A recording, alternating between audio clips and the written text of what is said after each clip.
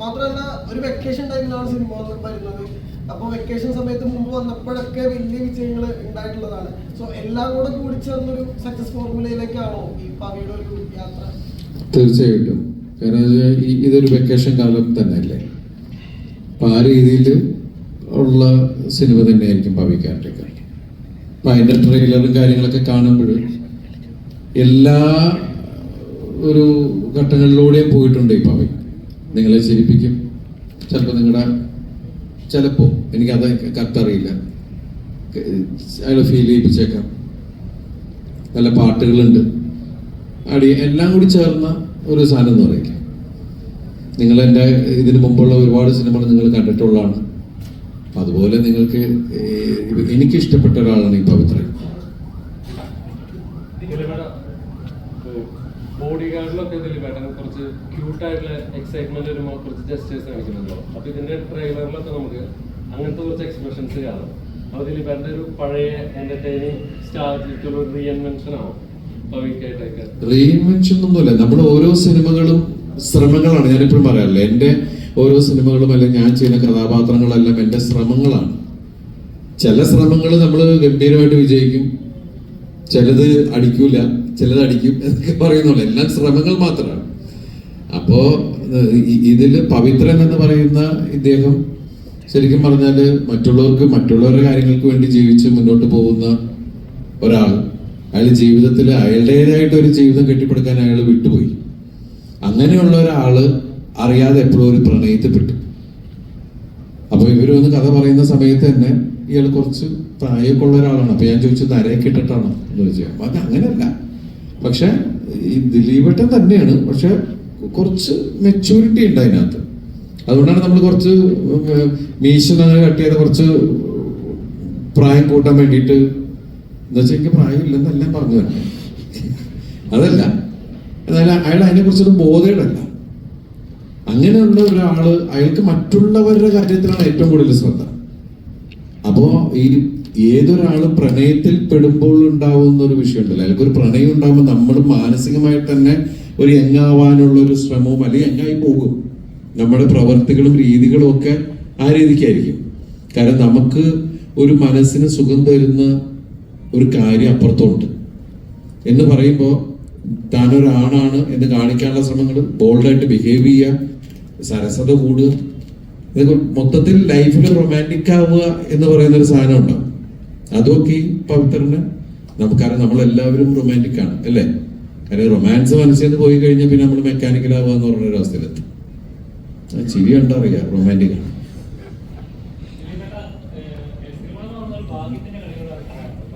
അതെ,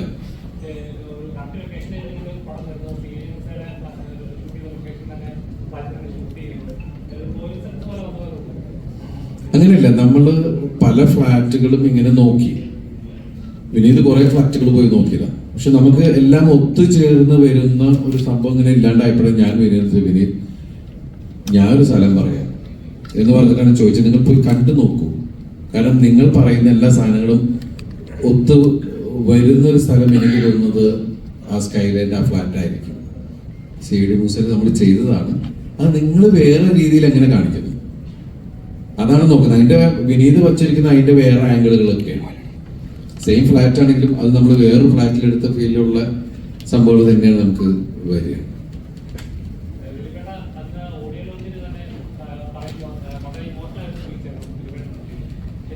അത് മനഃപൂർവ്വം സംസാരിച്ച് കുറെ കാലമായിട്ട് തന്നെ എന്ന് പറയുമ്പോൾ നമുക്ക് നാച്ചുറലി ഉണ്ടാകുന്ന ഒരു സംഭവം. അത് പിന്നെ പെട്ടെന്ന് ഞാൻ അതിൽ നിന്ന് തന്നെ വേറെ വഴിക്ക് പോയത്.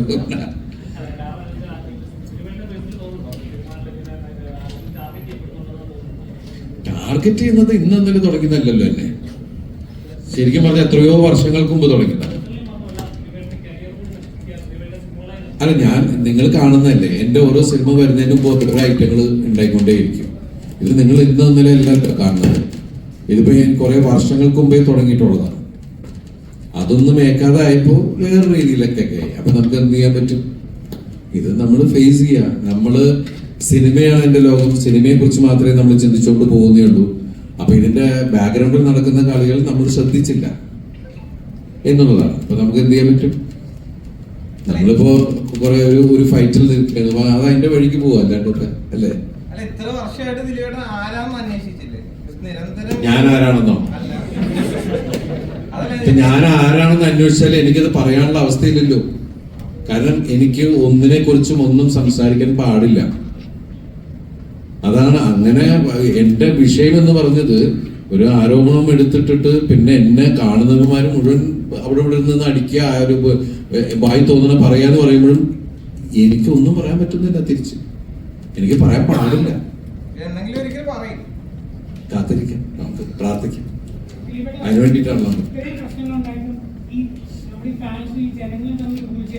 അതെ അതെ, 100%.